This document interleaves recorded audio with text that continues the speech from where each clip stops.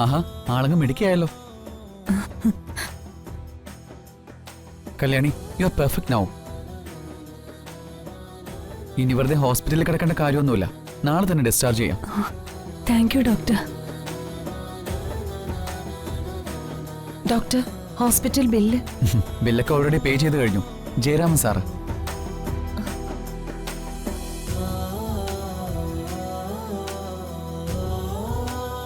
മാത്രമല്ല, കല്യാണിയുടെ ജീവൻ രക്ഷിച്ചതിന്റെ സന്തോഷം കൊണ്ടായിരിക്കും ഹോസ്പിറ്റലിന്റെ ഒരു വലിയ ഷെയറും കൂടി സാർ എടുത്തു.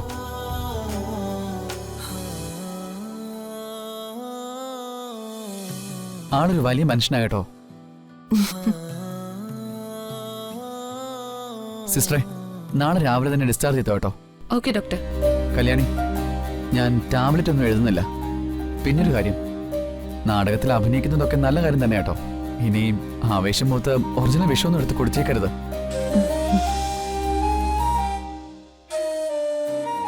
വേണമെങ്കിൽ നാളെ ഒരു ദിവസം വീട്ടിൽ റെസ്റ്റ് എടുത്തിട്ട് മറ്റന്നാൾ മുതൽ കോളേജിലും പോവാം.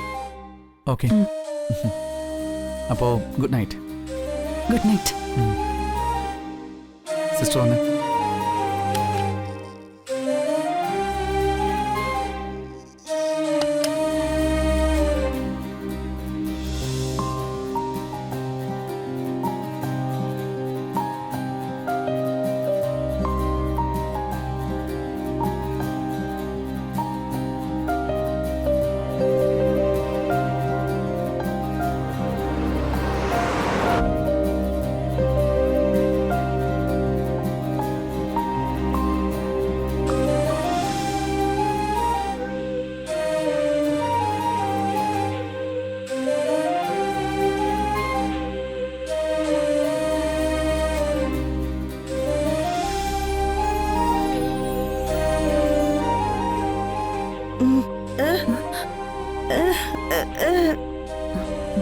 സത്യം പറഞ്ഞ ഇതൊരു പുനർജന്മല്ലേ അമ്മേ?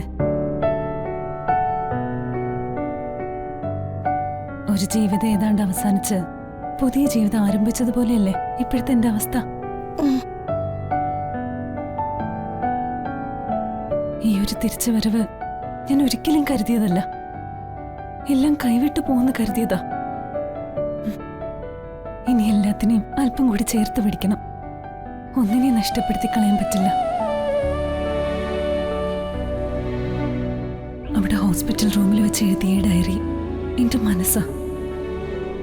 അത് എന്നോട് ഏറ്റവും ഇഷ്ടമുള്ള ഒരാൾക്ക് വായിക്കാൻ കൊടുക്കണം. ദക്ഷയും മഹിയുമായിട്ടുള്ള കല്യാണ നിശ്ചയത്തിന്റെ കാര്യങ്ങൾ ചിന്നു അറിയാൻ പാടില്ല.